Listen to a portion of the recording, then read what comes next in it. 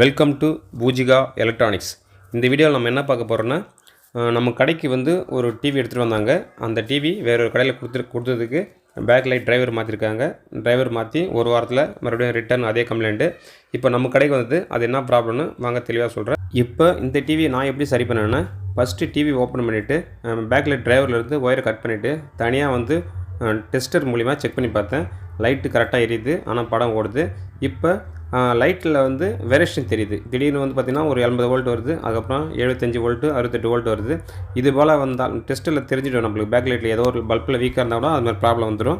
இதனால் வந்து டிரைவரில் போட்டால் ஒர்க் ஆகும், நம்ம டெஸ்ட்டில் போட்டாலுமே பேக் லைட் எரிஞ்சு ஒர்க் ஆகும். ஆனால் மதர் போர்டில் மட்டும் அது ஒர்க் ஆகுது. அது காரணம் என்னென்னா, ஆம்பியர் கொஞ்சம் அதிகமாக வரும். டிவி ஆன் பண்ண உடனே அந்த ஒரு பல்ப் வீக்காக இருந்தாலும் மொத்த பல்ப் எரியாத போயிடும். இதுதான் காரணம். நான் என்ன பண்ணேன்னா, எதுவுமே பண்ணல, செக் பண்ணி பார்த்துட்டு பேக் லைட்டை மாற்றிட்டு அந்த புது டிரைவர் எடுத்து போட்டுட்டு ஒரிஜினல் போர்டில் ரெடி பண்ணி கொடுத்துட்டேன். ஏன் இந்த வீடியோன்னு பார்த்தீங்கன்னா, நீங்கள் ஒரு புதுசாக பழகிற மெக்கானிக்னா கண்டிப்பாக ஒரு குழப்பமாக இருக்கும். ஏன்னா வந்து டிவியை கட்டுறது பால் மாறின்னு இப்படி மேலாட்டு செக் பண்ணிட்டுருப்பீங்க. செக் பண்ணும்போது பேக் லைட் எரியும், அதுக்கப்புறம் டிரைவர் வச்சாக்கா டிவி ஓடும். அதனால் வேலை முடிச்சுன்னு நினைப்பீங்க. அப்படி ஆகாது. கிட்டத்தட்ட ஒரு வாரம் இல்லை 10 நாளே டிவி ரிட்டர்ன் வந்துடும். அதனால் நீங்கள் எப்பயுமே ஒரு டிவி வந்து ஒரு சர்வீஸ் வந்ததுனாக்கா அதுக்கு நல்லா துல்லியமாக செக் பண்ணிங்க. பேக் லைட்டு வெளியில் கட்டி மொத்தமாக தெளிவாக செக் பண்ணிட்டு தான் அதுக்கப்புறம் டிரைவர் வைக்கணும். பேக் லைட்டு செக் பண்ணாமல் டிரைவர் வச்சாக்கா கொஞ்சம் நாளைக்கு ஓடும், ஆனால் அதுக்கப்புறம் ரிட்டர்ன் வந்துடும். அவ்வளோதான் வீடியோ. சப்போஸ் ஒரு புதுசாக ஒரு பழகிற மெக்கானிக்கு இது மாதிரி ப்ராப்ளம் வரும். முழுசாக செக் பண்ணாமல் இது மாதிரி வந்து ஒரு டிரைவர் போட்டு ரெடி பண்ணி கொடுத்துருவாங்க வேலை முடிஞ்சிடுச்சுன்னா. ஆனால் வேலை முடியாது, ரிட்டர்ன் வந்து நம்ம பேரும் கெட்ட பேர் ஆகும். அதனால் எப்பயுமே ஒரு டிவியே சர்வீஸ் பண்ணுறபோது கன்ஃபார்ம் பண்ணிங்க. பேக் லைட் ப்ராப்ளமும் கன்ஃபார்ம் பண்ணியிருந்தால் அதுக்கப்புறம் டிரைவர் வைக்கணும்.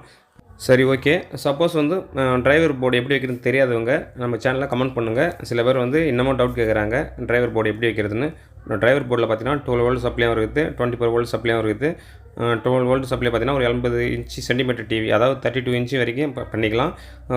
இந்த எல்லோ கலர் போர்டு பார்த்தீங்கன்னா கிட்டத்தட்ட ஒரு 40 இன்ச்சுக்கு மேலே பார்த்தீங்கன்னா அதை யூஸ் பண்ணிக்கலாம். அது வந்து 12 to 24 வோல்ட்டு. சரி, மேற்கொண்டு இந்த வீடியோ புரியாதவங்க நம்ம கமெண்ட்டில் சொல்லலாம்.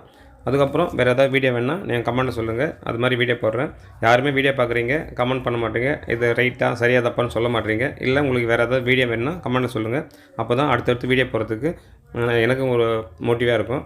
அவ்வளோதான் வீடியோ. நன்றி. பூஜிகா எலக்ட்ரானிக்ஸ்.